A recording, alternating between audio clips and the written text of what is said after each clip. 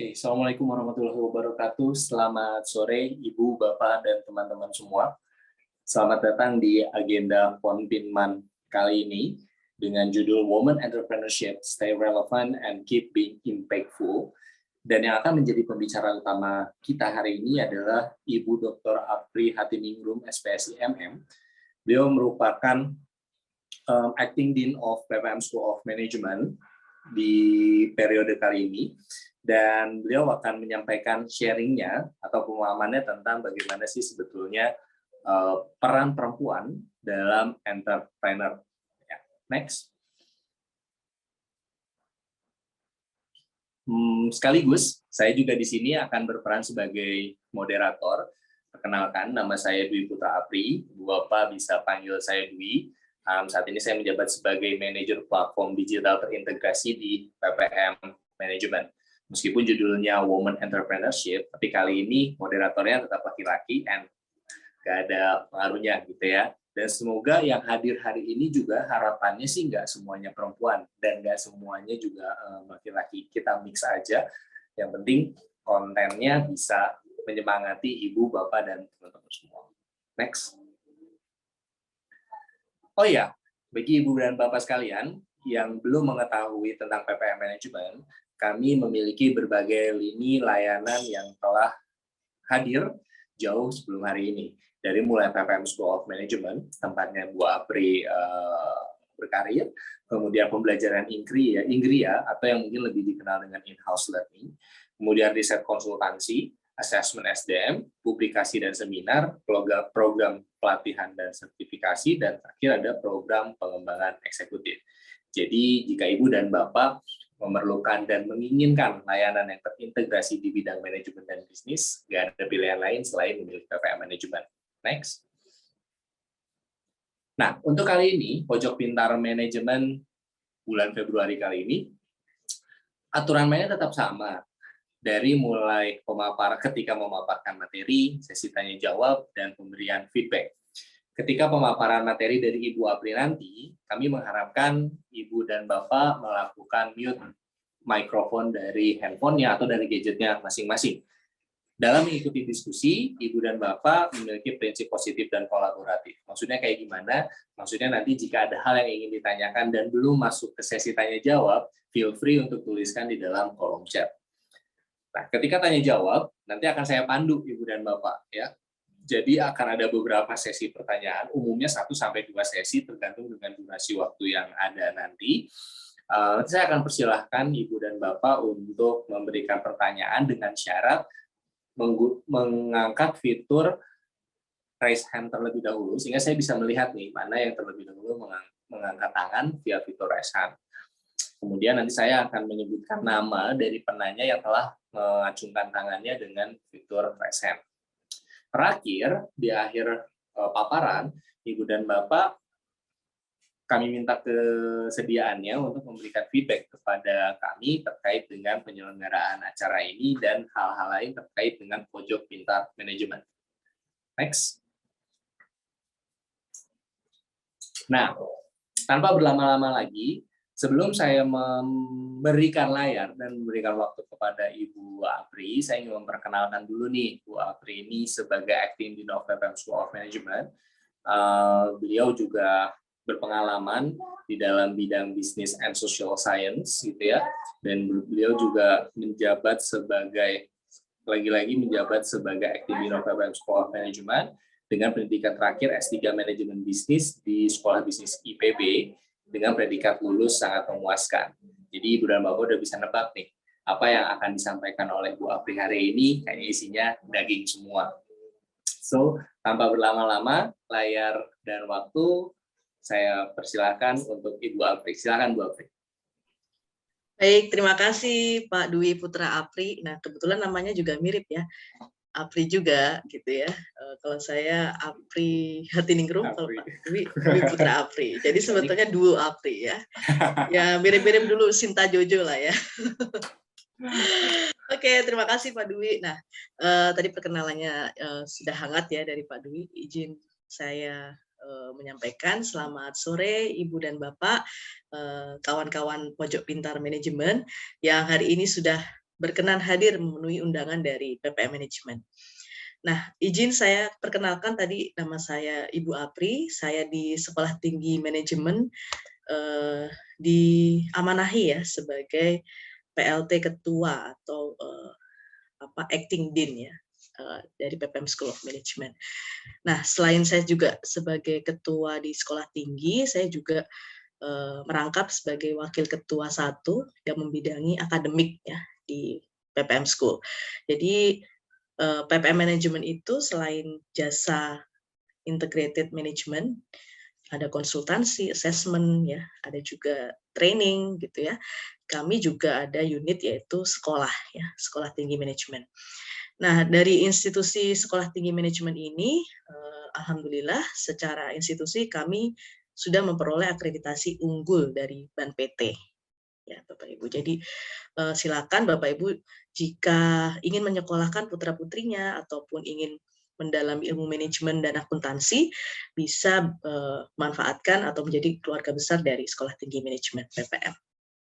Nah, yang disampaikan, saya background-nya selain S2 MM ya Bapak Ibu, saya juga S1 saya psikologi, jadi sedikit banyak tahu ya dinamika perempuan ya, atau dalam hal ini ibu bekerja gitu ya.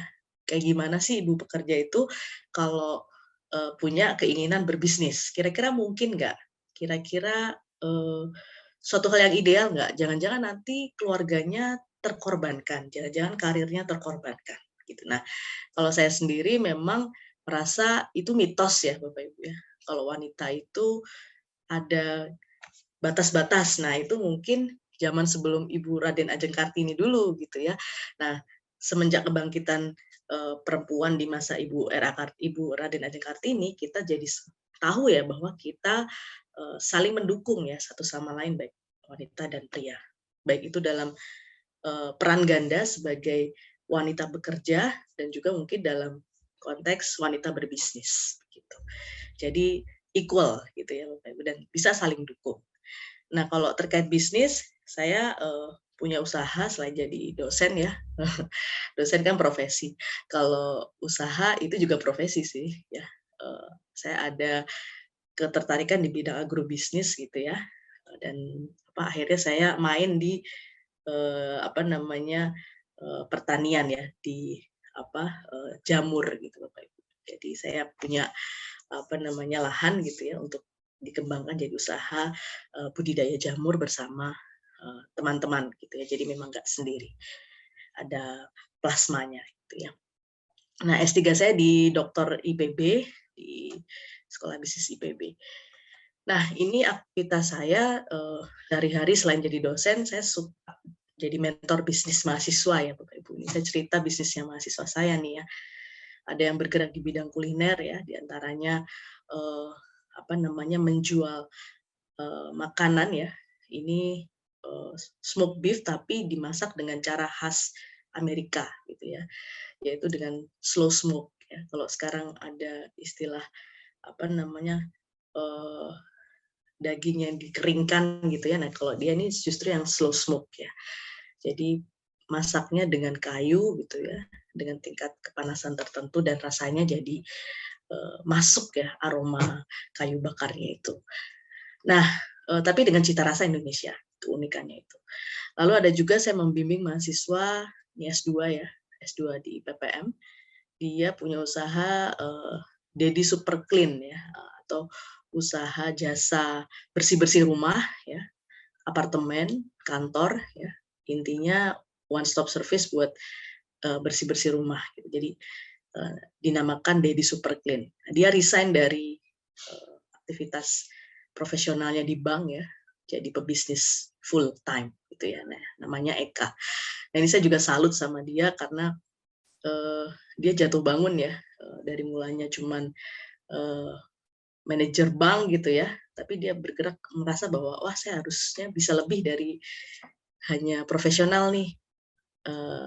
Skill saya di bidang banking ini kayak manfaat nih kalau buat bikin usaha. Akhirnya betul ya, dia jadi pas pandemik malah jadi kebanjiran order ya, karena jasa pembersihan rumah, apartemen itu dibutuhkan sekali gitu ya, dan dia udah punya tim akhirnya rekrut banyak karyawan di masa pandemik justru. Nah, kalau yang bawah ini juga saya bangga sama kedua mahasiswa saya, Intan Atina nih ya. Dia menekuni bidang hijab ya. Jadi dari saat S1 sudah menekuninya ya, menjadikan tugas kuliahnya itu project bikin fashion dan hijab gitu. Dan ini tanpa modal ya. Mereka memang basisnya PO gitu ya, Bapak Ibu ya. Open PO, terus ada dana disetor dari calon pembeli, baru dia bikinkan maklon kemana-mana gitu ya. Nah, cari bahan dan sebagainya. Jadi benar-benar ya harus kreatif ya. Nggak melulu usaha itu harus pakai modal secara finansial. Tapi bisa juga tadi dari networking, dari kepercayaan gitu ya. Nah, selain itu saya juga suka meneliti tentang wirausaha, jadi saya ketemu sama Pak Bakat ya, beliau ini CEO dari Paragon Wardah ya. Saya belajar dari beliau bagaimana sih usaha keluarga itu bisa diturunkan dari generasi ke generasi, dari Pak Bakat dan Ibu Bakat ke 3 putrinya dan menantu-menantunya gitu ya. Kok bisa ya kompak seluruh putra-putri dan menantu itu tertarik meneruskan usaha keluarga. Nah, itu ternyata ada pola asuh yang dari kecil sudah ditanamkan ya oleh Pak Bakat dan Ibu, bahwa nggak bisa tiba-tiba dikasih perusahaan jadi, nggak bisa. Dari kecil mereka sudah di social modelingkan gitu ya, sudah diajarkan dengan peran modelnya itu ya Bapak Ibunya sendiri. Gitu. Begitu juga dengan Pak Siswono, beliau juga melibatkan putri-putrinya ya, dan memang beliau putrinya ada 3 ya, dan dilibatkan semua di bisnis yang jasa konstruksi gitu ya. Nah, itu memang dari kecil sudah dilatih. Jadi sedikit cerita tentang family business ya, betapa bisnis itu nggak bisa hanya sukses di generasi 1 ya. Generasi 2 harus disiapkan dari sejak mereka kecil lewat pembiasaan dan pola asuh. Nah, itu hasil disertasi saya Bapak Ibu. Model suksesi intrafamily untuk perusahaan keluarga. Nah, silakan Bapak Ibu nanti yang punya usaha keluarga juga bisa sharing di sini ya. Dinamikanya seperti apa, challenge-nya seperti apa, apalagi di masa pandemik ini ya. Gimana ya ngatur karyawan biar profesional dan juga bagaimana tata kelolanya. Nah, nanti juga bisa didiskusikan di sini. Oke, selain itu saya ya neliti kemana-mana gitu ya, karena dosennya. Nah, ini saya akan sharing dengan Bapak Ibu terkait 4 topik ya, atau 4 subtopik itu. Yang pertama, ciri-ciri womanpreneur secara teori gitu ya. Apa sih cirinya gitu ya, yang sukses gitu. Lalu yang kedua, kalau dikaitkan dengan situasi COVID, bagaimana ya dampaknya. Dan yang ketiga, yang keempat adalah, nah ini yang terpenting ya, taktiknya gimana nih. Karena harus kreatif ya, sebagai pengusaha wanita atau sebetulnya pengusaha pada umumnya pun gitu ya, harus memiliki taktik bisnis jika ingin sukses di era next normal ya, atau manakala COVID sudah berangsur bisa ditekan. Nah, kita mulai dari sejarah dulu ya Bapak Ibu, karena kita perlu mengkaitkan ya topik kita dengan pohon ilmunya gitu ya. Jadi wirausaha itu memang secara teori ada ya, dari tahun sekitar 60-an itu sudah mulai dibahas teori tentang wirausaha. Nah, secara akademik wirausaha itu didefinisikan sebagai proses di mana individu memanfaatkan segala peluang. Jadi intinya seize the opportunity ya, atau memanfaatkan peluang meski belum memiliki sumber daya. Ya, ini luar biasa nih, dalam artinya ya. Jadi wirausaha itu namanya juga wira ya. Wira itu mandiri gitu ya. Usaha ya usaha gitu ya. Jadi berwirausaha artinya adalah proses di mana kita manfaatkan peluang meskipun belum punya sumber daya. Nah, ini saya jadi ingat mahasiswa saya tadi ya, Intan Atina tadi, yang dari semester 5 itu sudah berpikir bahwa jadi pengusaha itu suatu hal yang mulia. Tuh, prinsip yang dia pegang. Kenapa mulia? Karena dia bisa mempekerjakan banyak orang. bukan malah dia yang menggantungkan diri ke orang, tapi dia malah justru digantungkan oleh orang lain. Dan dia ingin punya kiprah di sana, ingin menyerap tenaga kerja. Nah, sehingga dia merasa, apa ya bisnis yang bisa saya tekuni, apa ya passion saya gitu ya. Akhirnya dia merasa bahwa saya suka dandan, saya suka fashion, saya ingin orang-orang yang pakai jilbab itu cantik. Orang-orang yang pakai jilbab itu hijabnya nggak polos aja. Nah, menurut saya era kebangkitan hijab yang motif itu diawali dari vanilla hijab yang lahir itu. Gitu ya. Jadi dia cari motif yang benar-benar disuka sama hijabers ya, sama ibu-ibu atau wanita muda yang berhijab, dan dia betul-betul riset gitu ya. Dia pakai ilmu bidang riset dia yang dia dapat di kampus untuk cari tahu konsumen itu menyukai motif-motif atau warna hijab seperti apa. Dan akhirnya dia menemukan sebuah gitu ya, insight bahwa motif yang disukai oleh wanita muda dan ibu-ibu muda itu adalah motif yang soft, yang warnanya cenderung peach ya, terus nude gitu ya, sehingga dia istilahkan vanilla gitu ya. Dia pakai brand, akhirnya dia pilih kata vanilla gitu ya. Dan itu merepresentasikan portofolio produk-produk yang dihasilkan gitu. Dan tanpa modal, karena tadi dia jual desain ya ke konsumen. Jadi dia lukis gitu ya di waktu itu pakai iPad gitu ya. Mau nggak hijab yang motif kayak gini? Oh mau. Oke. Boleh DP nggak gitu. Jadi dia ya main aman ya. Agar kalau misalkan nggak DP nanti nggak jadi beli misalkan ya. Meskipun teman gitu ya. Akhirnya dia pakai mekanisme DP gitu ya. Sebetulnya DP-nya mau dipakai buat beli bahan. Gitu. Nah jadi benar-benar nggak dari modal yang banyak ya, tapi justru tadi melibatkan konsumen sebagai pemodal gitu ya.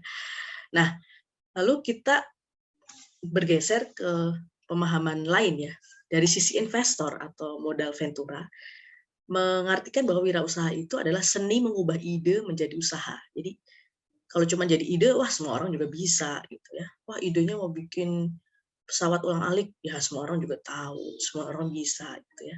Tapi jadi usaha nggak? Jadi sesuatu yang benar-benar barang nggak? Real nggak? Gitu. Nah itu nggak semuanya bisa. Jadi kalau pandangan seorang investor, ya gimana caranya nih si pengusaha ini mengubah ide jadi usaha. Nah, jika kita gabungkan ya pandangan akademik dan investor ini, bisa diartikan bahwa wirausaha itu adalah usaha menggabungkan seluruh sumber daya, yaitu uang ya, tetap ada uangnya gitu kan, manusia ya, karena manusia yang menjalankan bisnisnya, model bisnis. Nah ini penting ya, punya uang, punya skill sebagai pengusaha, tapi nggak punya model bisnis ya hancur ya, yang ada trial error terus gitu ya. Model bisnis dan strategi ini satu kesatuan. Jadi kalau udah ada model, nanti harus ada turunannya adalah strateginya atau upaya untuk mencapai target-target yang disusun di model bisnis itu. Misalkan model bisnisnya adalah tadi ya, maklon ya, jadi dia taruh desainnya itu di penjahit, terus penjahitnya menjahitkan, terus dia brandingkan gitu. Nah, strateginya juga harus ikut ya. Oh, berarti saya harus bikin PPIC nih gitu ya. Inventory controlnya gimana gitu ya.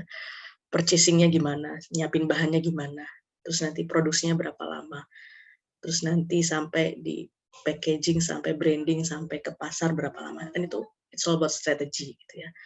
Mau pakai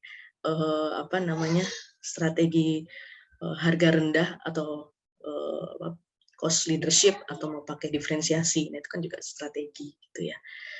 Ya, yang dibutuhkan dalam mengubah ide menjadi sebuah bisnis yang menjanjikan. Jadi memang ini syarat ya, saya merah-merahin ini syarat, itu harus punya secara finansial terpenuhi gitu ya, nggak harus berlimpah ya, tapi at least dia bisa menghasilkan sampai usaha, sampai jadi bisnis, sampai jadi produk gitu ya. Harus manusianya juga bagus gitu ya kualitasnya, model bisnisnya juga ada, dan bisa diterapkan dalam bentuk strategi juga. Nah, tadi saya sampaikan contoh Intan Athena ini kakak adik ya. Ini kenapa saya sangat terinspirasi karena saya betul-betul melihat mereka dari mahasiswa yang punya banyak mimpi sampai akhirnya berhasil mewujudkan mimpi gitu ya. Sampai sekarang punya ribuan pelanggan gitu ya. Nah, dia merasa si kata Intan ini ya kakaknya mengatakan bahwa padahal rasanya penjahit kami sudah ngos-ngosan produksi gitu ya. Jadi kayaknya udah ngos-ngosan, udah benar-benar penjahit baju dan hijabnya itu udah nggak ada waktu luang untuk istirahat banyak gitu ya. Tapi tetap aja orderan masuk gitu ya. Jadi apalagi ya sampai akhirnya betul-betul di titik kewalahan. Nah, akhirnya ya tadi memperbesar kapasitas produksi. Lalu jadi awalnya tanpa modal ya kata Athena ya. Karena mereka ini memang pinter keuangan ya. Jadi benar-benar memperkirakan BEP-nya berapa, di unit keberapa, sehingga setiap kali produksi itu selalu terserap ke pasar dan akhirnya nggak pernah ada rugi gitu ya setiap kali produksi atau setiap kali launching produk. Nah, mengapa menjadi womanpreneur?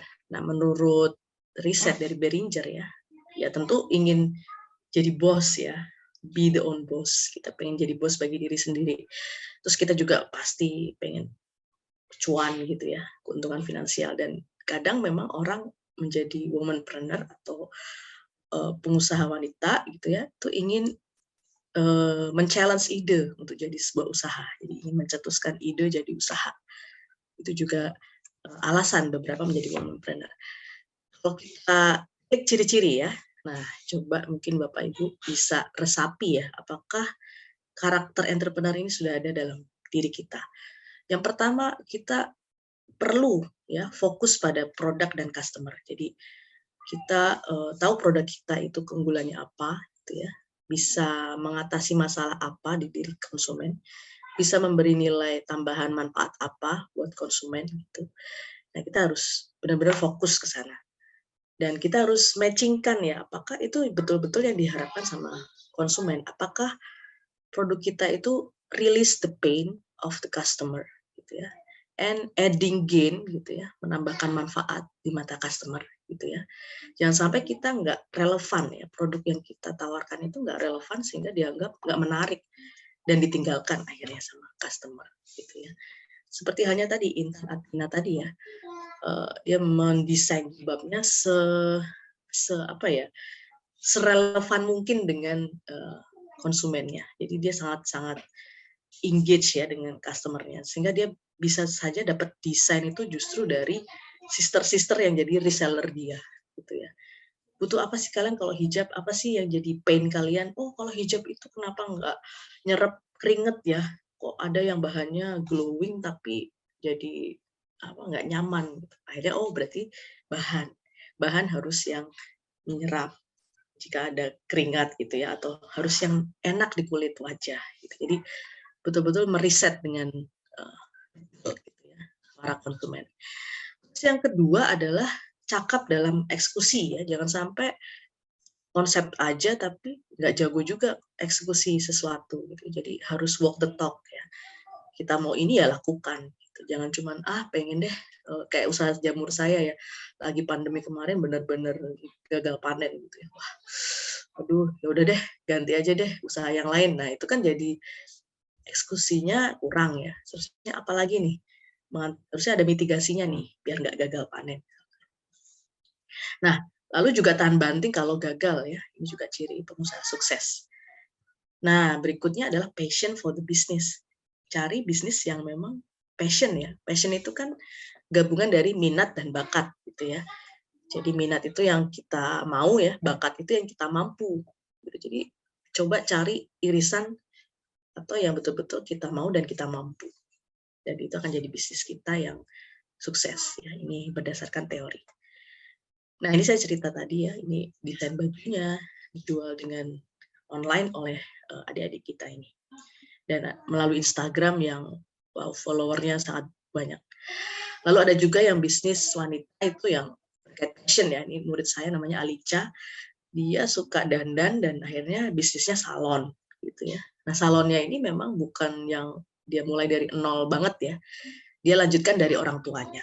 Cuman saat orang tuanya menjalani bisnis salon ini di Harapan Indah Bekasi ya, itu old style banget ya, maksudnya masih konsep yang salon zaman dulu lah gitu ya, belum melihat selera anak muda kalau ke salon itu nggak cuman rambut loh, tapi mulai dari nail, mulai dari ujung kuku sampai ujung kaki, ujung kepala gitu ya. Nah, akhirnya dia kembangkan usaha orang tuanya yang dari dulu sudah dibangun menjadi lebih relevan dengan pasar. Tuh. Nah, ada juga nih Benika nih ya, kenapa saya contohkan sebagai womanpreneur yang sukses, karena dia mulai bisnis juga sejak kuliah ya. Ini adik-adik kita S1 ini kreatif banget, bikin teh yang cita rasanya keju gitu ya. Jadi dia mix aja, jadi kalau kreatif tuh tabrakin aja gitu ya, teh sama keju. Biasanya minum teh ya minum teh, makan keju gitu ya. Ya udah tabrakin, jadi apa ya? Nah, ini riset ya, si Ben ini riset beragam flavor gitu ya. Akhirnya keluarlah varian-varian yang segini banyaknya ini ya. Dan dia sebagai franchiser ya, bukan franchisee-nya. Jadi dia memang memegang mereknya dan melayani franchisee se-Indonesia gitu. Nah, ini dia nggak build in a day ya. Ya dia jatuh bangun. Bisnisnya mulai dari tadinya waktu itu scrapbook gitu ya. Terus makanan kopi pernah, makanan ringan pernah. Jadi dia benar-benar cari polanya. Passion saya di mana sih gitu ya. Akhirnya ketemu Yobi Ciste ini saat malah sudah lulus ya. Akhirnya dia ketemu. Nah, kalau ngomongin COVID dari survei ya, bahwa sebagian besar dari orang kalau mau setelah COVID yang akan dilakukan adalah jalan-jalan ya. Traveling, bekerja.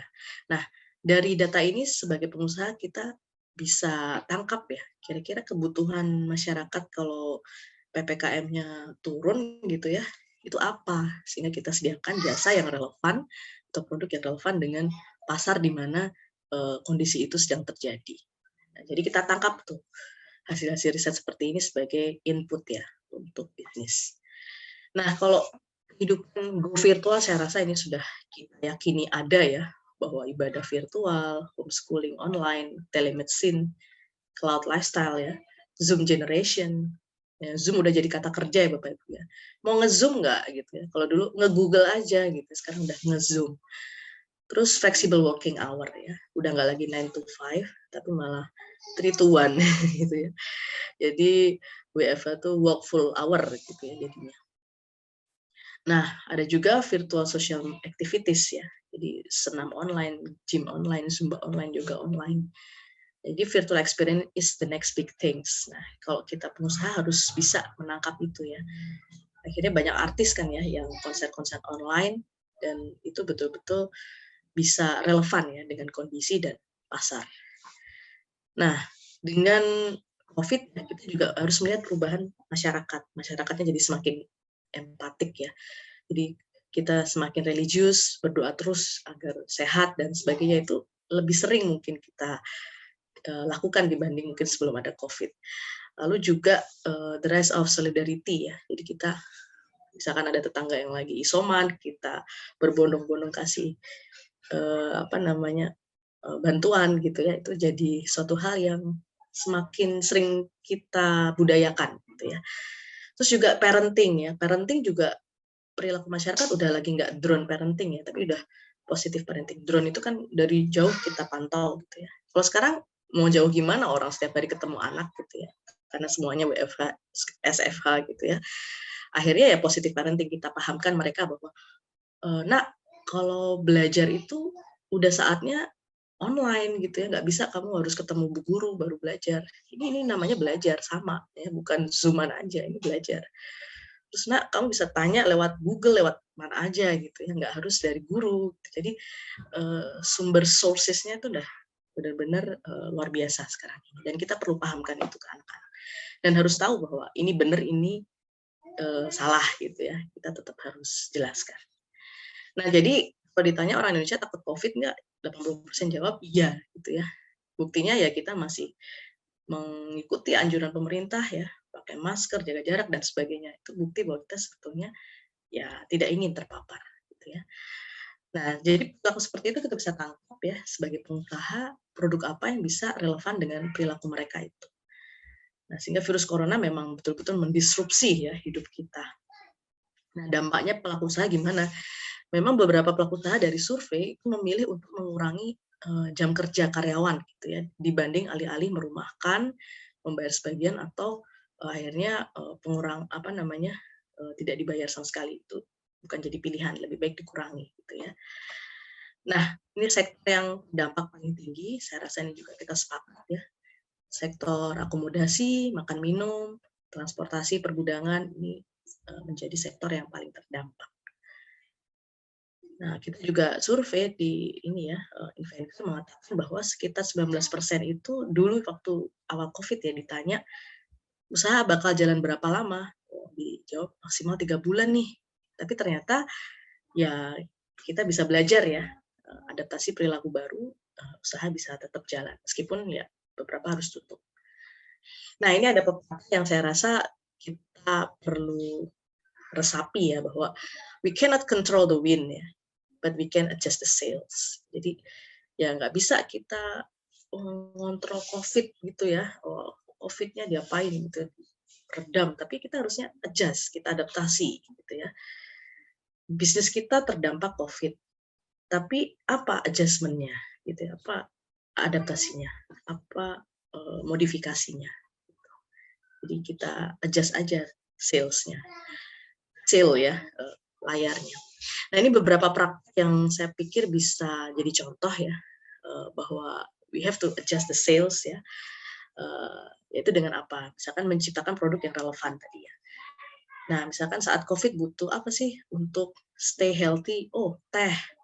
Oh, makanan yang siap saji cepat ya. Ada sayurnya, ada proteinnya. Nah, akhirnya beberapa mahasiswa kami kemarin usahanya udah jadi usaha online semua ya, dan dipaketkan dengan macam-macam ini ya, healthy tea, rice box ya, memang kebutuhan saat harus WFH. Gitu. Nah, ada juga yang beralih ke usaha yang tadinya kafe ya, akhirnya dia beralih ke online dan menjual teh-teh yang menyehatkan ya, rosella, rosemary, lemongrass tea, gitu ya, asam manis wedang ya, wedang-wedang yang memang menyehatkan badan. Gitu. Terus ada juga yang melihat bahwa wah, sekarang dengan teknologi informasi yang maju, pandemik, orang akhirnya jualannya online dan ada kebutuhan untuk penyediaan logo brand gitu ya, konten di sosial media. Nah, sehingga beberapa mahasiswa kemarin bikin usaha desain ya, jadi branding house, mulai dari bikin logo harganya 500.000, terus kalau bikin desain grafis untuk feed di Instagram 100.000, nah, ini kan murah banget ya ibu-ibu ya. Nah, kalau ibu-ibu sosmed yang jualan misalkan baju gitu ya, terus tas gitu, kadang kan keahlian untuk desain itu belum dimiliki gitu ya. Nah, hadirlah si usaha branding house ini ya, bikinin Instagram feed-nya, banner di Instagram gitu ya. Dan itu relatif terjangkau ya, 100 ribuan. Nah, ada juga yang tadi punya keahlian masak ya, ibu-ibu bisa mengasahnya ya, apalagi sekarang video tutorial udah banyak, tinggal dipilih di YouTube ya, mana reviewnya paling bagus, terus kita ikuti, akhirnya skill yang kadang kita nggak punya jadi ada gitu ya, karena tadi kita tertantang ya, kreativitas itu muncul. Misalkan bikin cinnamon roll nih ya, ini mahasiswa kami juga nih, yang dia nggak ada background masak, cuma dari YouTube, terus dia pelajari gitu ya. Terus dijual online dengan packaging yang menarik ya, yang kekinian ya, ramah lingkungan ya. Ini juga perlu jadi concern ya sebagai pebisnis. Terus review produk tuh penting ya, harus dipampang di sosial media, itu menunjukkan bahwa pelanggannya tuh puas, sehingga kalau belum pernah beli itu jadi diyakinkan ya, dengan electronic warm yang ada di sosial media tadi. Nah, ini ada juga yang punya keahlian bikin sambal, bikin teri kacang gitu ya. terus dia bikin logo brand namanya Lauk Buatan Ibu, mahasiswa juga ya. Sebetulnya itu dari pain sebagai mahasiswa ya, yang anak rantau, nggak tahu habis kuliah online lapar, kalau pesen GoFood harus keluar duit banyak gitu ya. Akhirnya dia kepikir, bisa nggak sih masakan ibu saya tuh tiba-tiba hadir di meja kosan saya gitu ya. Ya akhirnya dia bikinlah produk ini ya, teri kacang, kering kentang gitu ya, memang udah temennya nasi gitu ya. Terus dia packaging dengan baik ya, sehingga tetap renyah. Dan dijual online, nggak pakai toko. Ada juga yang punya keahlian melihat tren di Korea sana ya, yang makan banana with milk, terus pakai apa namanya creamy sauce gitu ya. Nah akhirnya dia hadirkan di Indonesia lewat produk Banimi, salah satu mahasiswa juga, enak banget ini. Juga nggak tahu kenapa mereka bisa bikin seenak itu gitu ya. Risetnya gimana sampai kita tanya. Dan ternyata memang ya dia pecinta makanan ini dan betul-betul ngulik ya sampai dapat resep yang pas. Nah ini akhirnya mereka melibatkan partner-partner bapak-bapak Gojek untuk melancarkan usaha. Nah tadi saya sampaikan selain uang, manusia harus punya model bisnis, gitu ya. Nah ini model bisnis ya.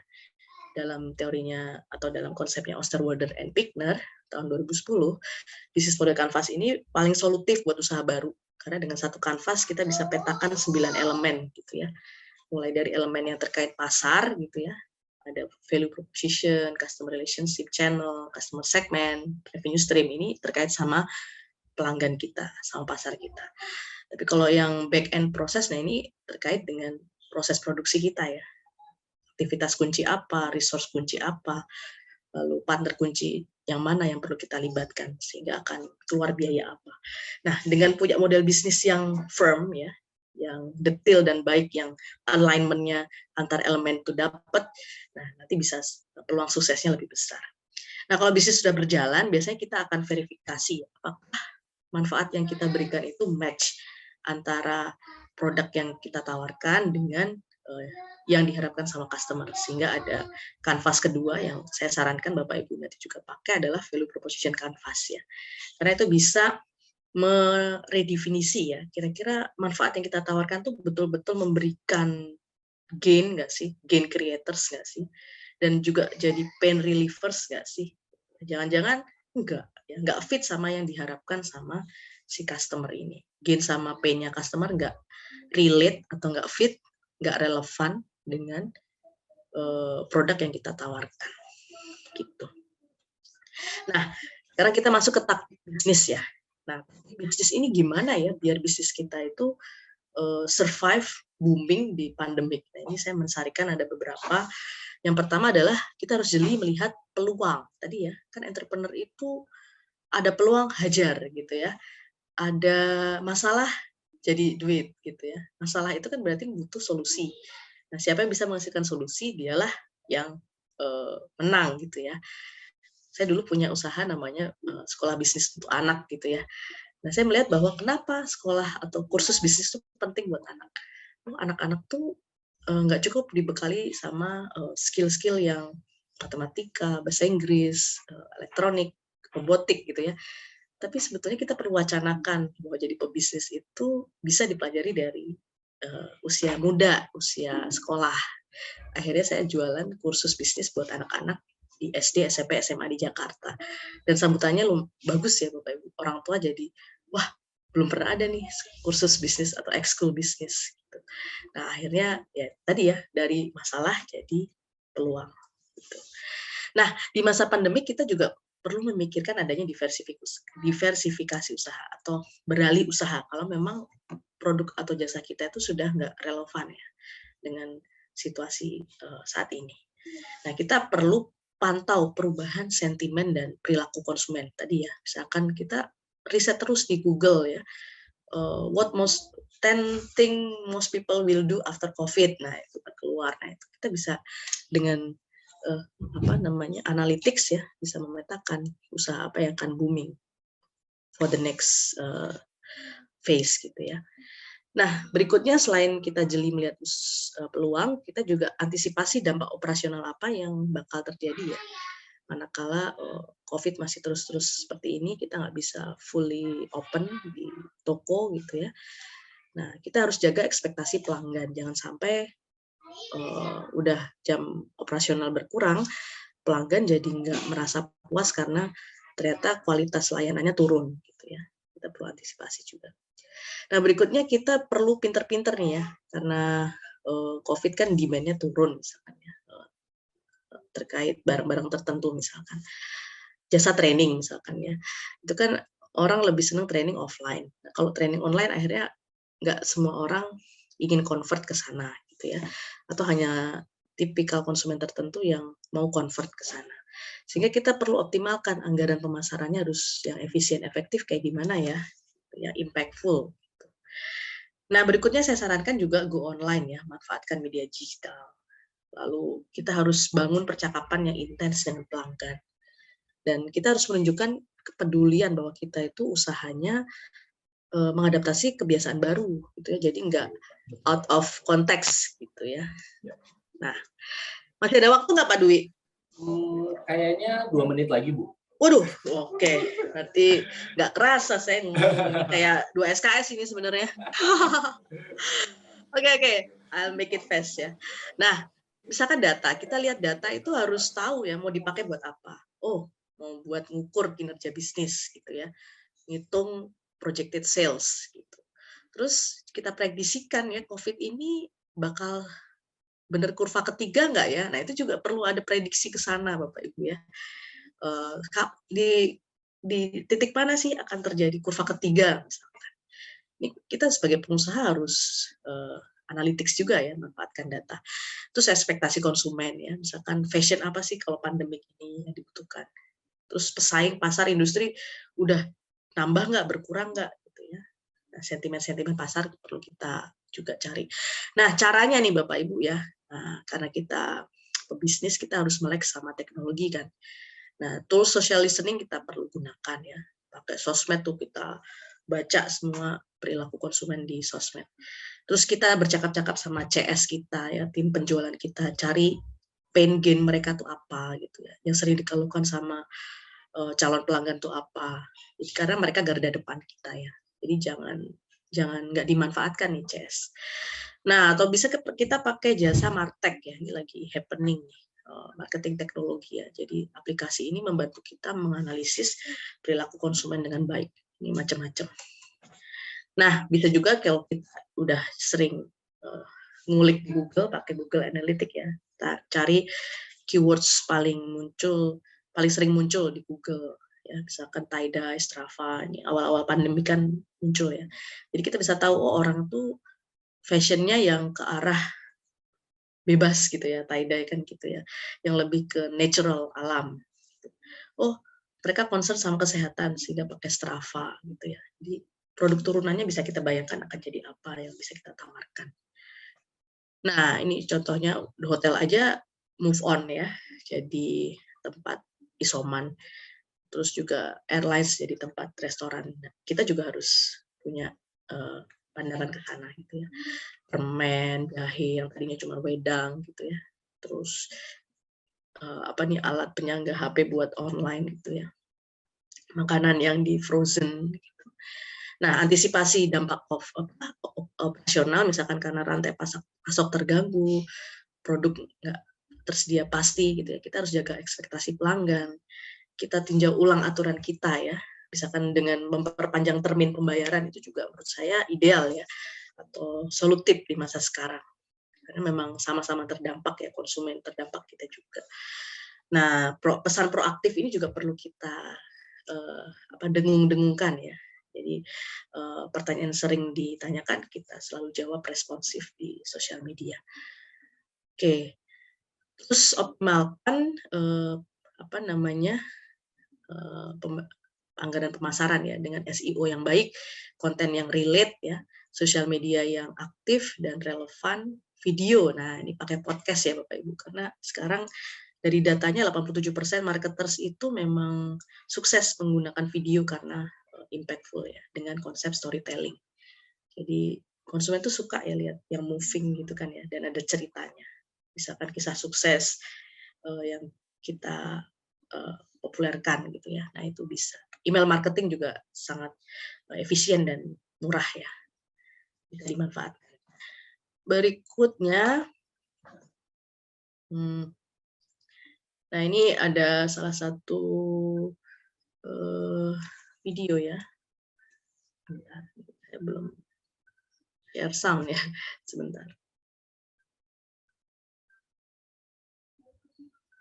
Jadi ini salah satu contoh makan yang kreatif ya.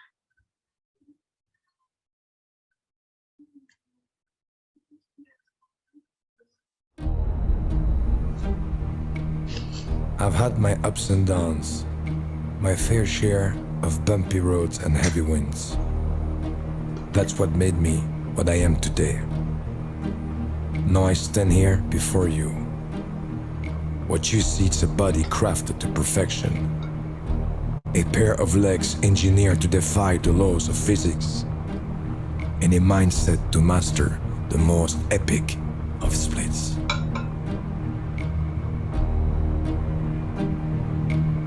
Who can say where the road goes, where the day flows?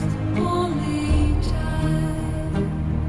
And who can say if your love grows as your heart shows? Only time. We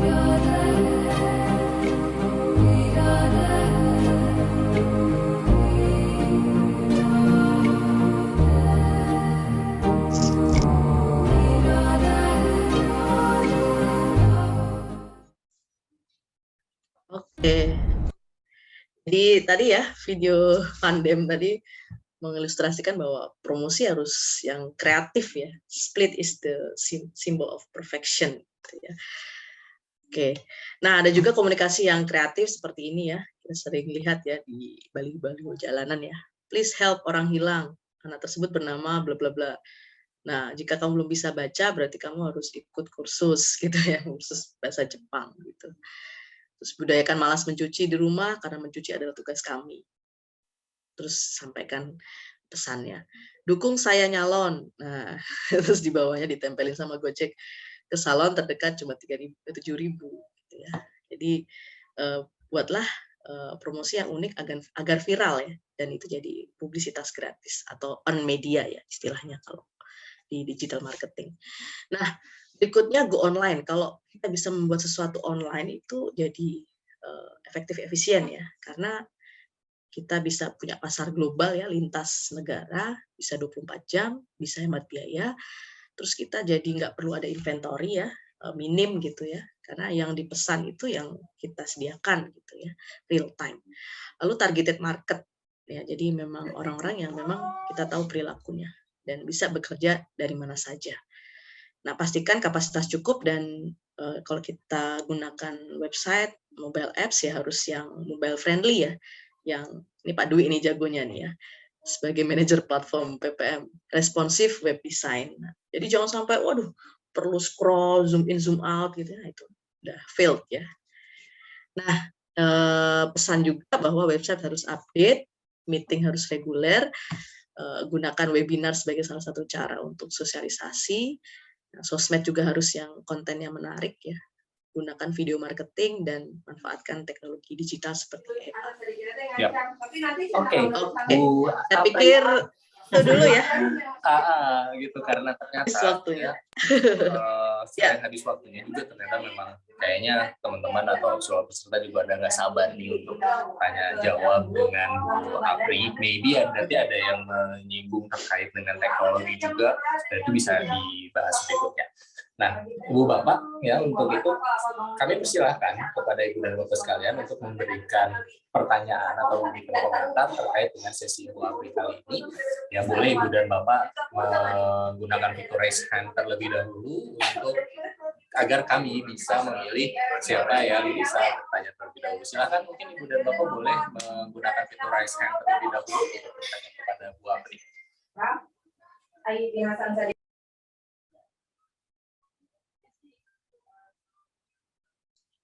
Baik Bu Apri, saya mungkin sambil menunggu dari seluruh peserta nih. Tadi menarik terkait dengan di awal-awal Bu Apri cerita tentang ada yang namanya mental model untuk bisa jadi entrepreneur gitu ya. Saya malah tergelitik jadi pertanyaan mendasar sebelum seseorang menjadi entrepreneur atau ibu-ibu yang menjadi entrepreneur. Bu, entrepreneur itu sebenarnya dibuat atau dilahirkan sih Bu sebenarnya? Kayaknya itu dulu deh yang mendasari pertanyaan dari banyak orang mau memulai usaha itu. Kira-kira menurut Bu Apri gimana tuh? Oke. Nah, ini pertanyaan Mas Dwi ini memang pertanyaan mendasar ya. Apakah entrepreneurs itu born or can be made ya, atau bisa di nurture gitu ya. Justru itu ada di riset saya tuh Mas Dwi. Wah, saya jadi ingin cerita riset saya ya. Jadi entrepreneur itu enggak dilahirkan. Itu udah dari proven riset saya itu enggak gitu ya. Jadi entrepreneur itu bisa di nurture atau bisa diajarkan gitu ya. Kenapa saya benar-benar yakin itu bisa diajarkan? Karena saya waktu itu mensurvei ya dari adik-adik yang udah lulus S1 gitu ya. Apa perubahan saat mereka lulus gitu ya? Apakah dengan ilmu bisnis yang mereka dapatkan saat sekolah itu betul-betul bisa menjadikan mereka entrepreneur gitu ya? Saya tanya tuh. Nah, dari survei itu saya cari tahu pakai mix method ya. Metodenya nih ya, wah jadi ngomongin riset nggak apa-apa ya, biar melek nih ya. Nah, pakai mix method. Pertama saya cari secara kualitatif dulu ya. Saya tanya, what are your most significant change? Apa perubahan besar kalian saat lulus dari sekolah bisnis? Ya. Nah, mereka katakan bahwa saya menjadi pribadi yang lebih pede gitu ya saat bertemu karyawan gitu. Ini konteksnya dia udah jadi pengusaha ya. Nah, saya tanya, PD-nya gimana? Jadi dengan S1 bisnis atau S1 manajemen, saya tuh saat ngomong sama karyawan itu saya pakai konsep gitu, pakai data, sehingga saat karyawan mendengarkan arahan saya, mereka langsung ngerti dan langsung ikut. Beda banget saat saya jadi belum S1 kata dia, belum belajar bisnis. Itu saya nggak direken istilahnya gitu kalau orang Jawa ya, nggak dianggap kayak anak ngomongin apa sih, ini kan opini kamu gitu ya, nggak didengerin lah. Itu yang dirasakan oleh Alica tadi ya, yang punya salon. Saya lebih didengerin Bu sama karyawan saya dengan pendidikan bisnis. Terus yang kedua ada yang bilang bahwa saya jadi tahu ngatur keuangan gitu ya. Kalau nggak belajar ya nggak tahu gitu. Jadi pengusaha harus ngerti keuangan, harus melek keuangan, yaitu diajarin di sekolah, diajarin di kampus. Jadi ada perubahan besar ya, hard skill ada, soft skill ada. Terus saya uji kan dengan responden lebih besar, dan betul ternyata terbukti bahwa pendidikan wirausaha atau kurikulum entrepreneurship itu betul-betul bisa mengubah orang jadi lebih siap berwirausaha. Kenapa? Karena ada moderating variabelnya atau yang membuat orang itu from zero to somebody, yaitu entrepreneur, itu ya tadi kemampuan hard skill-nya gitu ya, yaitu dengan mata kuliah yang saya duga itu adalah studi kelayakan bisnis ya. Jadi saya ingin tahu studi kelayakan bisnis itu apakah betul menjadi pengungkit orang yang sudah punya bakat entrepreneur jadi entrepreneur yang makin sukses nggak sih? Dan ternyata betul. Dari riset saya itu studi kelayakan bisnis kalau itu bisa diperoleh oleh si mahasiswa atau oleh peserta didik, mereka semakin siap menjadi seorang entrepreneur. Jadi makanya pas ditanya Mas Dwi, saya yakin itu nurture banget gitu ya, jadi bisa diajarin, nggak bawaan, nggak bakat. Gitu ya.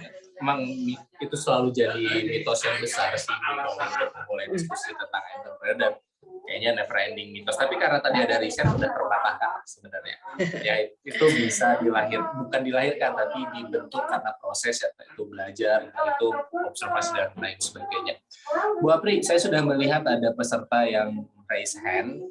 Mungkin saya akan persilahkan Januarina Anggriani untuk bertanya kepada Bu Apri. Silakan untuk bertanya dan menonaktifkan mikrofonnya. Silakan. Ya, Apakah suara saya terdengar? Izin. Terdengar jelas. Terdengar, Bu. Oh iya, siap. Terima kasih Pak Dwi Putra. Izin Ibu, terima kasih sekali atas materinya dan mungkin pertanyaan saya sudah ada di materi, cuman mungkin saya tadi sempat terlewat, saya mohon maaf. Mungkin saya ingin menanyakan kembali, Bu, izin. Ini kan tadi kalau nggak salah saya sempat mendengar tadi Ibu bercerita terkait ada kisah seorang manajer di bank dan beliau mungkin merintis entrepreneurship dengan mungkin membuka bisnis yang baru sesuai skill beliau. Yang ingin saya tanyakan, tadi kan Ibu sempat bercerita juga bahwa ada juga orang yang bisa membuka peluang bisnis dengan mungkin sebelumnya sudah pernah belajar terkait entrepreneurship atau dari segi knowledge itu sudah mumpuni.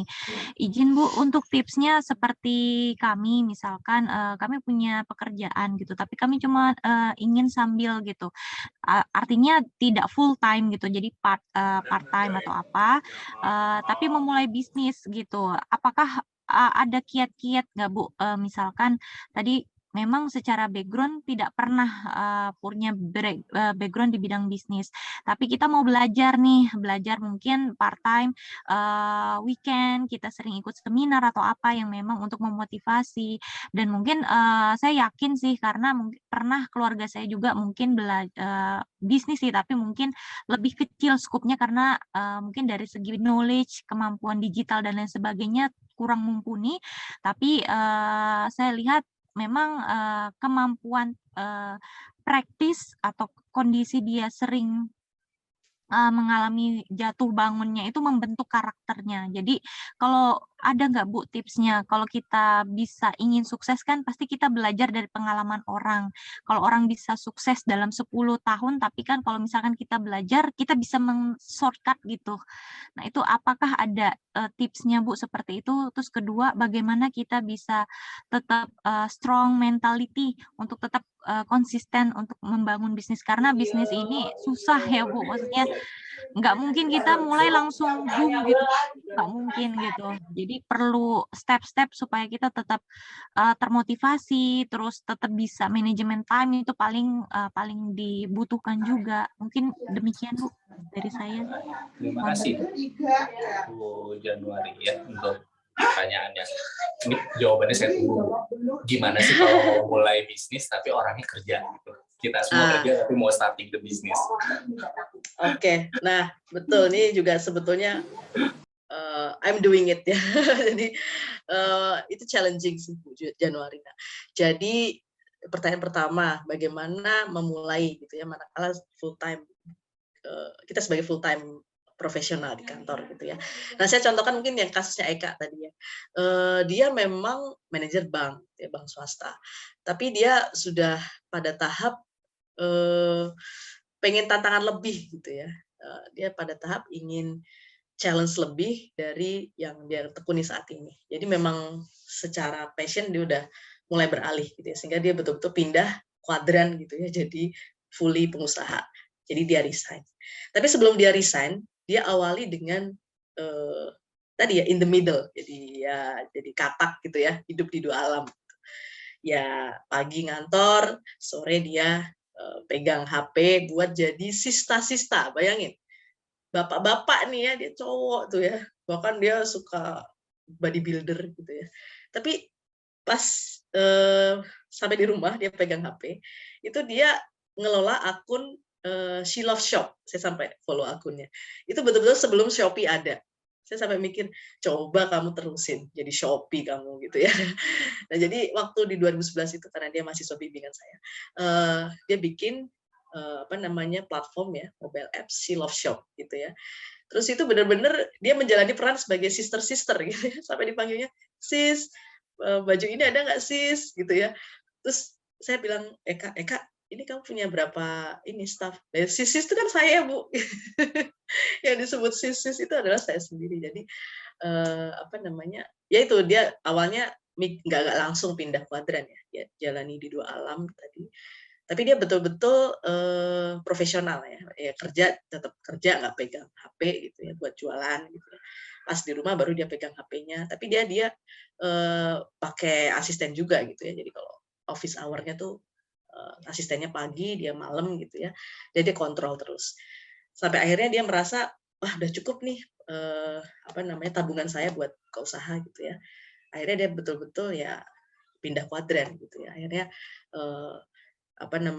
dia kembangkan yang platform baju jualan online tadi, plus dia bikin Dedi Super Clean tadi yang sekarang udah customer-nya tuh udah kementerian-kementerian gitu ya. Jadi udah mainnya di tender gitu ya. Kalau dulu kan ya pokoknya door to door. Artis-artis bahkan jadi ini ya pelanggannya ya. Karena dengan kalau yang pakai artis dia endorse gitu ya, dia minta endorse gitu. Terus viral gitu ya, terus banyak deh teman-temannya si A si B akhirnya rekomen akhirnya meluaslah pasarnya. Jadi ya itu ya di titik merasa bahwa saatnya saya pindah gitu, akhirnya dia pindah. Jadi mungkin Bu Januarina bisa melihat peluang itu ada ya. Jadi pertama ya memang harus dua alam gitu ya, sampai di satu sisi yakin sama bisnis apa yang mau ditekuni. Nah, mungkin akan pada suatu fase akan pindah kuadran gitu. Dan itu katanya dia betul-betul aktualisasi diri gitu. Kata dia ya. Nggak mau balik jadi profesional, saya tanya.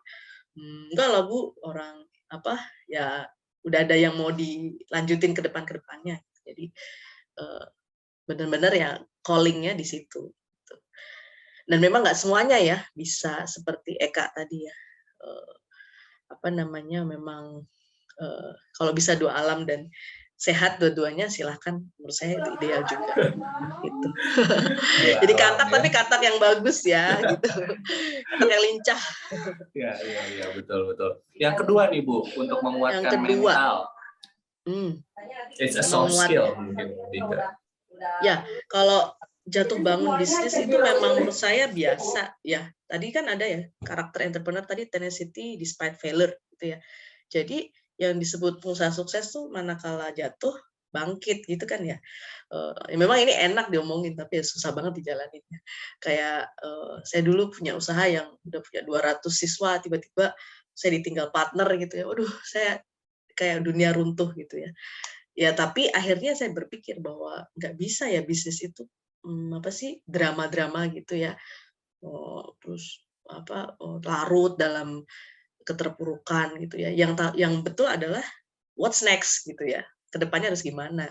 Oh ternyata ubah aja, jangan bentuknya ekskul ya, tapi bentuknya adalah training on demand gitu ya. Jadi bikin kecil-kecil gitu ya, on demand aja. Yang memang manageable buat saya jalan gitu.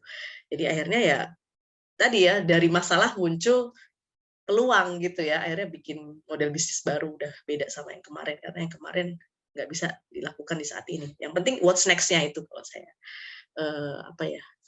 merasakan tuh begitu. Gitu ya Bu Januarina. Yang ketiga tadi apa ya? Saya lupa. Yang sebenarnya sama sih. Sama ya. Oke. Oh ya, sama tadi misalkan belajar lewat ini ya seminar gitu ya Bu Januari agar nurturing tadi menurut saya itu luar biasa bagus ya. Ikuti channel-channel podcast yang bisnis ya. Di PPM kan ada ya Mas Dwi ya? Iya, ada podcast bisnis, Pod Manis itu benar-benar enlightening ya. Saya aja seneng banget dengerin sambil rebahan gitu ya. Senengnya zaman sekarang ya. Kalau dulu kan harus mantengin gitu. Kalau sekarang bisa sambil rebahan, ngerti, nangkep, dan suaranya benar-benar clear, enak banget. Oke, Bu Apri, terkait dengan fenomena woman entrepreneurship di era COVID-19 ini juga gitu kan, banyak usaha yang baru dan nggak sedikit juga banyak bisnis yang harus gulung tikar gara-gara COVID-19. Tapi di satu sisi banyak juga ibu-ibu rumah tangga yang sekarang mulai aktif bersosial media, kemudian bikin konten gitu ya. Banyak lah rumah tangga yang kita kalau misalnya lihat mereka banyak bikin konten untuk kasih ilmu, something gitu ya. Nah, terkait dengan materi tadi Bu Apri kayaknya nyambung. Salah satu materinya tentang go online and go with any other platforms. Nah, bagaimana pandangan Bu Apri soal fenomena ibu-ibu di rumah ngurus anak sambil main Instagram, main Twitter, tapi jualannya lebih tinggi dibandingkan dengan orang-orang yang jualan sebelumnya? Bagaimana sih Bu sebenarnya? Nah, betul banget tuh. Jadi saya melihat fenomena itu it really happens by the power of woman gitu ya. Benar-benar ibu-ibu tuh di-create atau ciptaan Allah yang bisa multitasking. Kan itu ya dari riset ya. Coba bapak-bapak ditanya, bisa nggak nyebokin anak sambil terima telepon, Nggak bisa. sambil pegang anak satunya gitu ya. Oh, bapak-bapak mikirnya benar-benar structure gitu ya kan? A dulu baru B, baru C, baru D. Kalau ibu harus A, B, C, D at the same time gitu kan. Nah, maka dari itu menurut saya anugerah Allah yang patut kita utilisasi gitu ya. Misalkan ibu-ibu sambil main Instagram jualan, itu menurut saya memang skill-nya memang di situ gitu ya. Sambil dampingi anak belajar online, dia masak tuh cheesecake gitu ya, terus akhirnya dijual dan cuman pasang status dagang ya sis gitu, udah langsung WhatsApp-nya udah WhatsApp bisnis ya kan. udah tampilannya udah akun bisnis. Jadi itulah the power of woman ya. Dan betul banget go online, go multi platform gitu ya. Jadi kita harus main di banyak platform karena kan pasar kita udah lintas geografis ya. Selama bisa dijangkau Gojek, Grab Bike gitu kan aman gitu ya. Selama barang nggak rusak di antar mereka aman. Jadi dan bisa delivery 24/7 gitu. Jadi ya ibaratnya tinggal mau apa enggak gitu ya, tinggal mau coba apa enggak gitu ya. Mau multitasking apa enggak, mager apa enggak gitu. Itu ya Bu ya, jadi garis bawahannya tinggal mau atau enggak ya, karena dari teknologinya udah ada, memudahkan banget ya, sosial media itu udah jadi gampang banget kita pakainya, platformnya udah ada, tinggal melatih gimana sih kita melihat potensi ya, tadi kalau Ibu cerita ya, tinggal potensi ya, dan melihat pasarnya kayak gimana, dan the power of ibu-ibu tadi kayaknya lebih dari cukup untuk mulai itu. Nah, Bu, aku mau baca salah satu pertanyaan dari kolom chat. Dari kolom chat ada salah satu pertanyaan dari Cana. Beliau bertanya terkait dengan, dia mungkin di korporat ya, dari KAI. Kira-kira nih Bu, kalau peluang bisnis dan strategi pemasaran yang paling efektif untuk menaikkan jumlah penumpang kereta api itu seperti apa? Seperti kita ketahui lah, KAI itu kan bisnis utamanya adalah angkutan, either itu angkutan penumpang maupun barang. Gitu. Nah, yang ditanyakan sebenarnya lebih ke arah strategi untuk meningkatkan jumlah penumpang. Nah, kenapa sih saya tanyakan ini? Mungkin boleh dikasih tahu Bu permukaannya terkait dengan strategi pemasarannya gitu, terkait apa yang ditanyakan dengan apa yang ditanyakan oleh Cana ini Bu. Karena kan kita seperti tahu ya, sebenarnya orang-orang yang ada di organisasi juga sebenarnya intrapreneur ya. Mereka kalau dipakai pada konsep ya, dia juga mencari peluang-peluang gitu ya untuk meningkatkan bisnisnya, lebih seperti itu. Nah, gimana sih Bu strategi pemasarannya secara singkat atau secara permukaannya untuk meningkatkan bisnis gitu, dalam konteks ini meningkatkan penumpang gitu. Oke, wah ini pertanyaan Pak Cana ini meaningful karena benar-benar intrapreneur. Kalau udah nanyanya kayak gini nih, setuju sama Mas Dwi. Ini intrapreneur. Jadi profesional yang berjiwa entrepreneur, seolah-olah perusahaannya tuh perusahaan dia, sehingga dia pengennya memajukan usahanya gitu ya, memajukan perusahaan di mana dia kerja seolah dia itu usahanya gitu ya. Nah, pertanyaannya juga menggelitik ya Pak ya, gimana ya biar penumpang itu nggak turun atau bahkan naik ya Pak Cana ya, dengan situasi COVID seperti ini yang memang turun. Nah, ini antar kota lagi kan ya. Kalau KRL mah ya udahlah gampang ya, memang butuh gitu kan. Kalau antar kota jadi mengurungkan ya dengan syarat-syarat yang syaratkan pemerintah. Nah, ini seperti halnya di airline ya Pak. Akhirnya kan mereka merubah model bisnis ya, yaitu melayani kargo gitu ya. Jadi pesawatnya alih-alih diisi penumpang, diisi barang. Itu waktu PPKM level 4, beberapa maskapai LCC kan ke sana ya. Jadi kargonya yang benar-benar naik volumenya. Nah, kalau KAI dipindah jadi kargo mungkin bisa gitu ya Pak. Tapi kan tetap ada bentukannya tuh nggak bisa semuanya kargo gitu ya. Tetap ada seat penumpang dan sebagainya. Nah, ini menurut saya cara kreatif yang paling bisa adalah dengan meyakinkan ya para pengguna kereta bahwa KAI ini benar-benar safe gitu ya Pak. Benar-benar layanannya ini mengadaptasi kebiasaan baru. Ya, jadi misalkan benar-benar tes antigennya itu atau PCR-nya pun nyaman gitu ya, bisa diakses dengan mudah, tidak ngantri gitu ya. Terus benar-benar tampilan gerbongnya itu benar-benar di-treat ya dengan standar kesehatan, dan intinya adaptasi kebiasaan baru AKB itu ya. Itu betul-betul harus muncul di konten promosi atau konten komunikasi dari KAI. Menurut saya itu Pak Cana, karena nggak bisa ya kita adjust the sale-nya kayak gitu ya, nggak mungkin menentang aturan, kan nggak mungkin kan, nggak ada jarak gitu ya, kan nggak mungkin. Jadi memang harus meyakinkan konsumen bahwa KAI itu benar-benar menerapkan AKB safe gitu ya. Jadi masuk negatif, keluar negatif, jangan masuk negatif di dalam positif gitu ya. Jadi gitu ya Pak Cana, ini pandangan saya sebagai orang di luar KAI. Nanti Pak Cana bisa kasih komentar, silakan. Gimana nih Pak KAI? Iya, baik Bu, kami sampaikan ya Bu ya. Ya, silakan Pak. Dengaran? Terdengar Pak. Terdengar Pak. Jadi terdengar. ini ya, memang untuk kereta api komuter itu kereta api yang dalam kota memang kita tidak apa ya. Alhamdulillah penumpangnya masih banyak ya. Cuma yang benar-benar dengan COVID ini adalah kereta api antar kota itu ya. Jadi kereta api antar kota memang turunnya lumayan ya besar itu ya. Jadi yang memang terkena yang tadi. Jadi karena itu kita perlu strategi apa ya untuk angkutan penumpang ya. Kalau barang kalau barang ya otomatis insya Allah ada ya. Kita kan memang barang kan nggak terkena COVID ya, kalau di kereta api ya nggak kena itu. Cuma yang itu aja, karena jarak jauh itu kan perlu perlu perpindahan orang. Nah, sementara ini kan dibatasi, apalagi sekarang Omikron gitu dibatasi lagi ya. Jadi agak ya pola bisnisnya itu ya. Jadi akhirnya hanya weekend aja yang penuh itu Bu. Hanya weekend hari-hari biasa ya memang turun jauh ya gitu, seperti itu ya. Ya itu aja Bu nanti. Kita masukkan. Terima kasih Pak Cana untuk komentarnya juga. Bu April, mungkin kalau saya tarik izin lagi, tadi ada 2 yang bisa kita tarik dari materinya Bu April terkait dengan bisnis yang harus berkembang juga. Diversifikasi itu jadi harus ya. Nah, diversifikasi itu jadi harus, dan adaptasi kebiasaan baru juga jadi salah satu kunci untuk bisa survive di era COVID-19. Kita nggak tahu, bisa jadi KAI kayak jadi Singapore Airlines ya, yang makan fine dining di pesawat gitu ya. Nah ini bisa jadi gitu ya, fine dining Bandung-Jakarta gitu yang pendek-pendek Pak.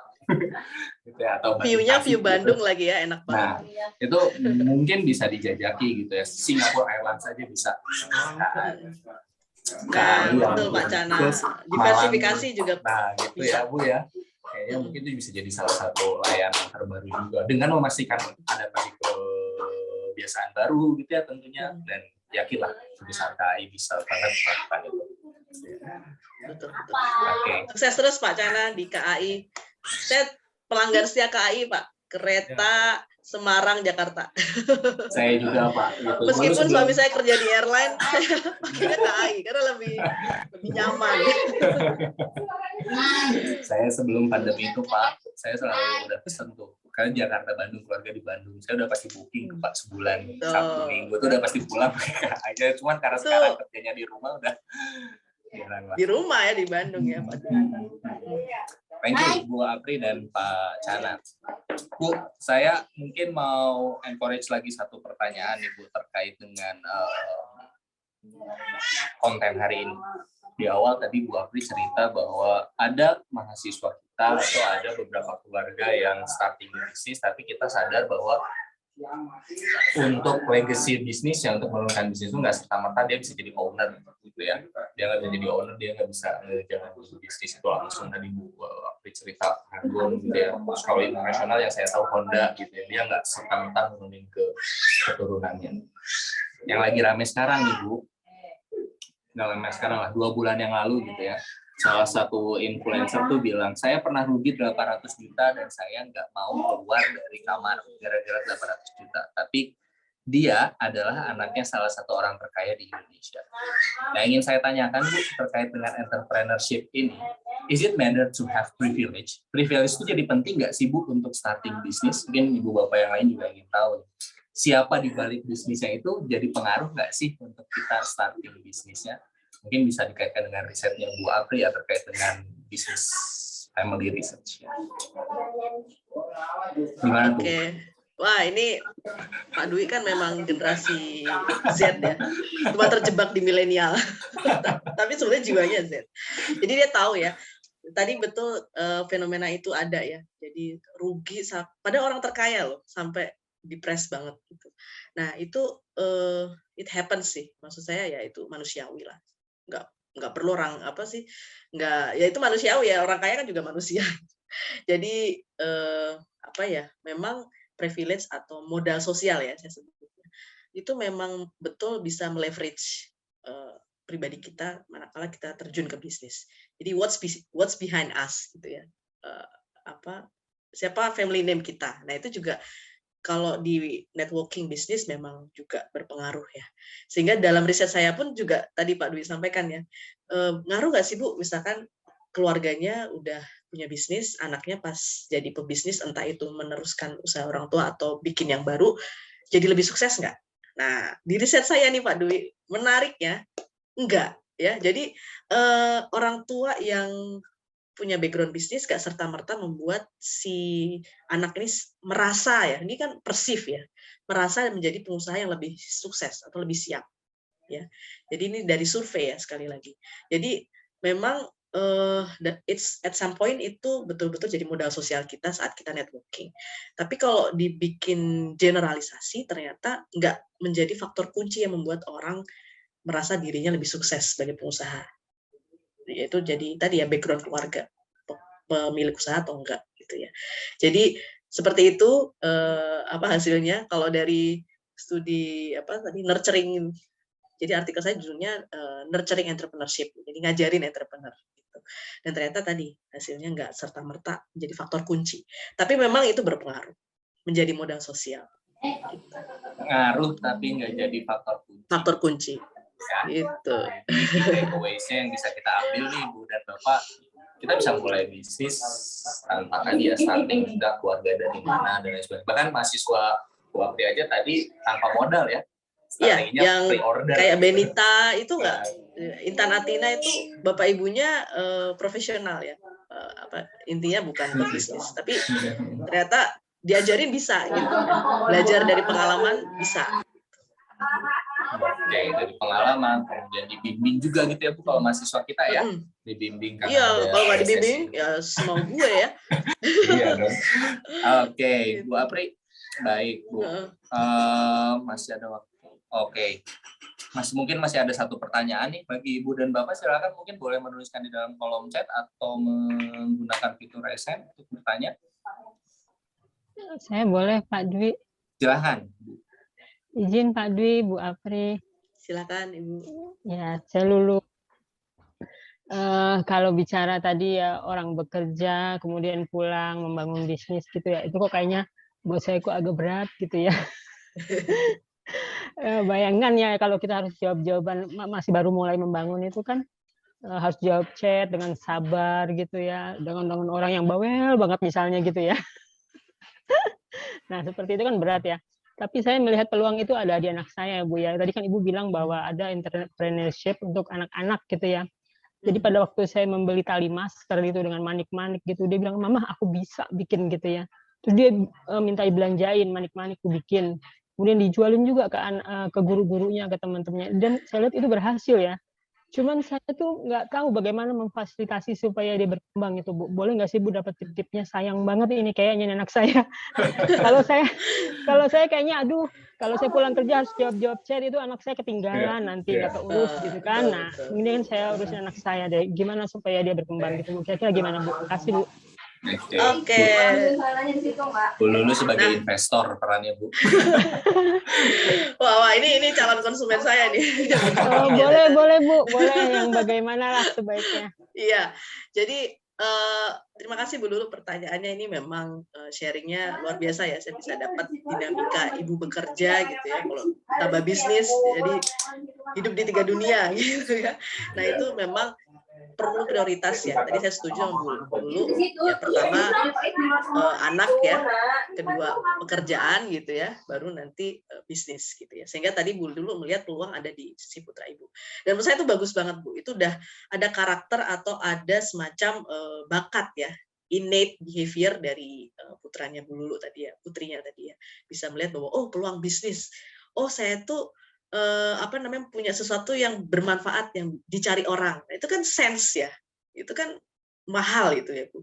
Menurut saya itu perlu diarahkan Bu, perlu distimulus terus gitu ya. Nah caranya dengan apa? Menurut saya ya didukung ya Bu. Memang kalau yang tadi saya sampaikan kursus bisnis buat anak tuh memang saya jalani, tapi base-nya di sekolah ya, jadi nggak secara terbuka gitu.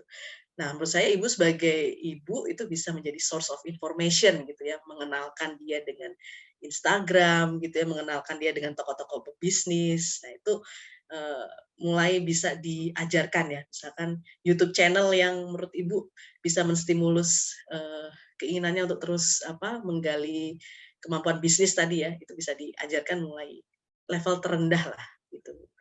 Nah, memang seperti itu ya. Ini saya juga sebetulnya ngajarin anak saya juga sih. Saya punya hidroponik ya di rumah. Nah, setiap Sabtu itu panen. Nah, setiap Sabtu pula mereka bertiga saya challenge ya. Yuk jualan. Bener, bertiga tuh jualan gitu ya, keliling klaster gitu. Terus dia jadi tahu ya, si ibu ini sukanya pakcoy, si ibu ini sukanya bayam, si ibu ini sukanya selada. Jadi dia benar-benar sensing gitu ya. Nah, dengan hal-hal yang kecil seperti itu menurut saya itu pengalaman hidup ya. Yang perlu kita ajarkan sebagai ibu gitu ya di anak-anak. Di samping tadi kita, nak coba kamu bisa nggak sih kayak Pak Habibie nih ya, yang dengan kemampuannya dia bisa bikin pesawat, ya dia bisa bikin usaha ini itu gitu ya. Nah jadi dirangsang dari orang tua sih, begitu Bu Lulu. Sediakan ekosistemnya gitu lah intinya.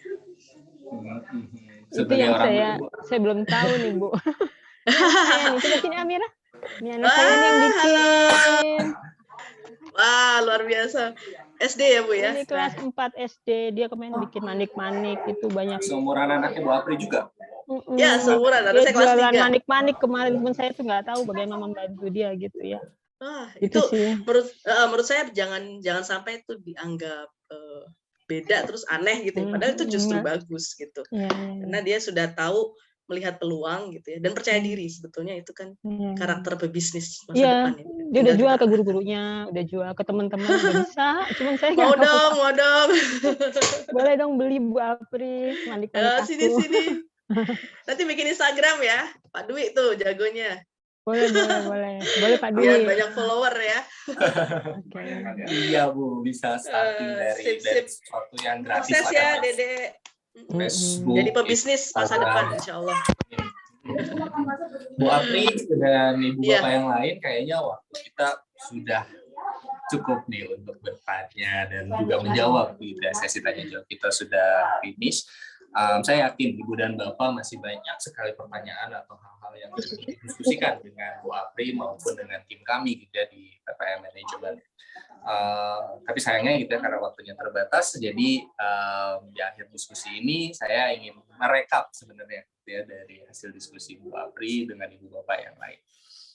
Baik, Ibu Bapak, sebetulnya dari paparan Bu Apri yang tadi disampaikan semuanya daging, ya, semuanya juga bisa bermanfaat sekali untuk Ibu dan Bapak sekalian. Ada satu hal yang Ibu dan Bapak mungkin bisa jadikan kunci ya untuk keberhasilan kita sebagai entrepreneur. Yang pertama adalah kita harus tahu sih fokus dari pelanggan kita itu seperti apa gitu ya. Kayak tadi contohnya Bu Apri, oh ibu ini sukanya pakcoy, oh ibu ini sukanya bayam. Nah tadi Bu Lulu juga cerita, siapa tahu gurunya ada yang suka manik-manik warna pink, ada guru yang suka manik-manik warna merah or something. Mengetahui itu jadi wajib kalau kita mau memulai sebagai entrepreneur. Execution intelligence juga jadi penting, gak cuma dirancang, gak cuma ngomong, tapi dijalanin. gitu ya. Nah, saya juga kadang-kadang suka bimbing nih Ibu Bapak ya di mahasiswa ya, bagus banget di BMC-nya, bagus banget di rancangannya, tapi ketika turun di lapangan mereka ada beberapa hal yang belum bisa disesuaikan. Yang kedua adalah kesiapan untuk gagal, Bu. Ya, entrepreneur itu harus siap di situ gitu ya. Dan yang terakhir adalah passion Ibu dan Bapak untuk menjalankan entrepreneur. Minat dan bakat itu menjadi salah satu intersection ketika kita mau starting the business. Jangan takut gitu ya. Amfibi juga jadi salah satu kunci ya. Ibu Bapak yang bekerja gitu ya, bisa jadi setengah-setengah dulu bekerjanya nggak hilang fokus, tapi bisnisnya juga bisa mulai dirintis. Atau ya dari diskusi tadi dengan Bu Lulu, saya jadi kepikiran, alih-alih kita berbisnis, kenapa kita nggak investing aja di orang yang memang pandai berbisnis? Contohnya anak kita misalnya seperti itu. Ya, nah mungkin 2 hal itu Ibu dan Bapak yang bisa jadi key takeaways kita dalam Pojok Pintar Manajemen kali ini. Saya juga atas nama panitia berterima kasih nih kepada Ibu dan Bapak yang telah hadir di agenda Pojok Pintar Manajemen di bulan Februari ini, dan kami memohon feedback dari Ibu dan Bapak sekalian. Yang feedbacknya bisa diklik nih di dalam kolom chat Ibu dan Bapak, tim kami sudah kirimkan di dalam kolom chat, maupun Ibu Bapak bisa melakukan scanning via barcode di layar Zoom Ibu dan Bapak sekalian. Next. Nah, banyak yang cerita tentang gimana ya Kak saya untuk mulai berbisnis, gimana ya cara menumbuhkan untuk berbisnis. Nah, kami PPM School of Management juga punya program Wijawiyata Management Entrepreneurship. Wijawiyata Management ini standarnya strata 2 Ibu dan Bapak, S2 untuk bidang entrepreneurship yang akan masuk di bulan April 2022. Keunggulan kami sudah disebutkan sebelumnya, kita unggul dari Badan Akreditasi Nasional Perguruan Tinggi, kami juga terakreditasi internasional dari ABES 21, dosen juga merupakan praktisi, bukan hanya dosen di akademis, tapi juga di praktisi. Kemudian dosen-dosen tersebut akan mendampingi para mahasiswa untuk membuat dan mengembangkan bisnis yang mereka miliki. Selain itu, networking yang luas dan juga peluang mendapatkan grant dan akses pameran itu juga tinggi ketika mahasiswa baru intake di bulan April atau seluruh mahasiswa yang masuk di program Wijawiyata Management Entrepreneurship. Jadi, tunggu apa lagi untuk bisa acquiring the knowledge? Kami tunggu Ibu dan Bapak di program Wijawiyata Management Entrepreneurship. Next. Nah, jangan lupa jika Ibu dan Bapak ingin untuk bergabung dalam keluarga Wijawiyata Manajemen PPM School of Management, kami menyediakan beasiswa prestasi hingga 20 juta rupiah dengan waktu seleksi 2 Maret dan juga tanggal 24 Maret. Dan untuk info lebih lanjut, Ibu dan Bapak bisa langsung save nomor informasinya via WhatsApp di 0851 6293 1967. Anyway, 1967 ini adalah tahun kelahiran PPM, Bapak, tahun 1967. Jadi jangan lupa untuk di-save nomor WhatsApp-nya dan silakan tanya sebanyak mungkin keperluan dan keinginan Ibu dan Bapak untuk bisa acquiring the knowledge terkait dengan entrepreneurship di PPM School of Management. Next. Nah, PPM School of Management menjadi salah satu unit bisnis di PPM Management.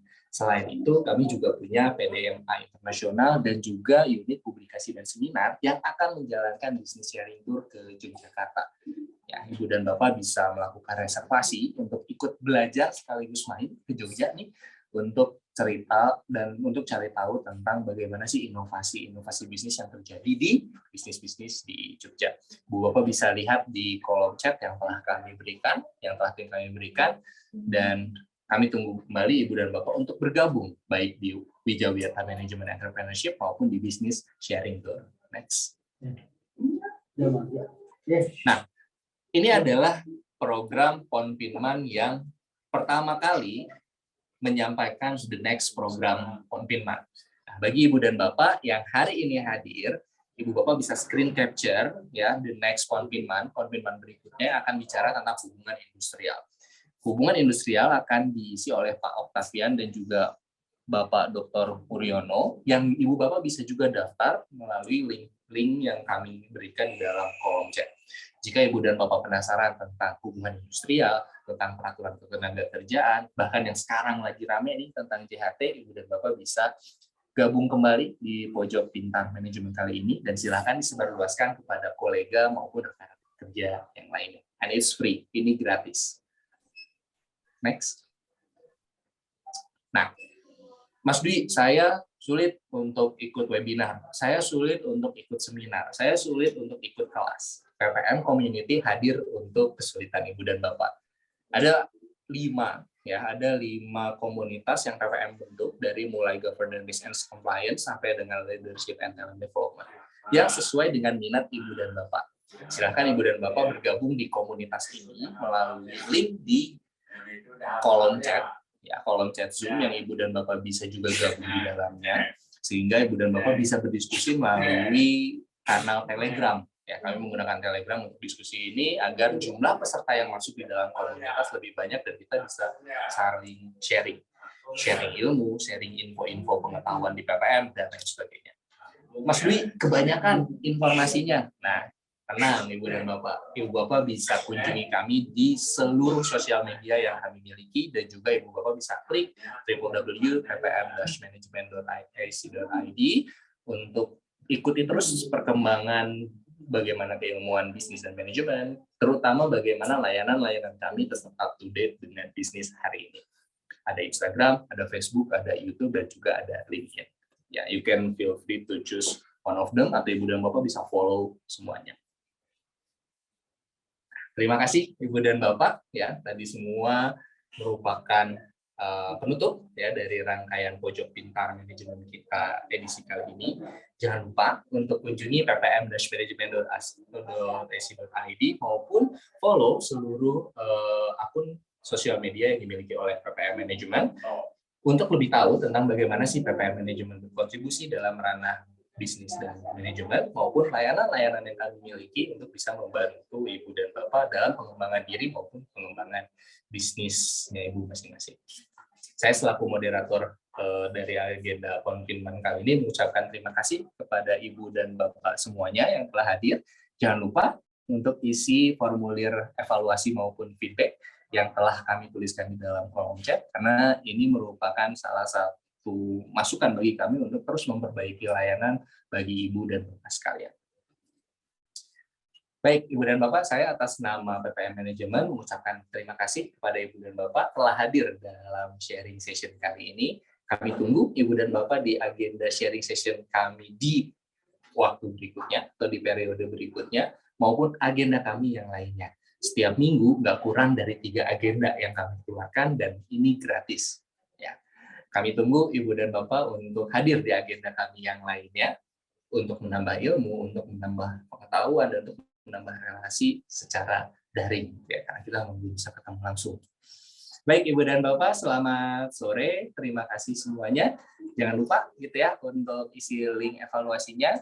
Kami sangat mengharapkan itu untuk perbaikan layanan kami ke depannya. Saya atas nama PPM Manajemen mengucapkan terima kasih dan mohon maaf apabila ada kesalahan dari tim kami maupun pelayanan kami yang kurang berkenan bagi Ibu dan Bapak sekalian. Sampai jumpa di Pojok Pintar Manajemen berikutnya. Selamat sore. Assalamualaikum warahmatullahi wabarakatuh.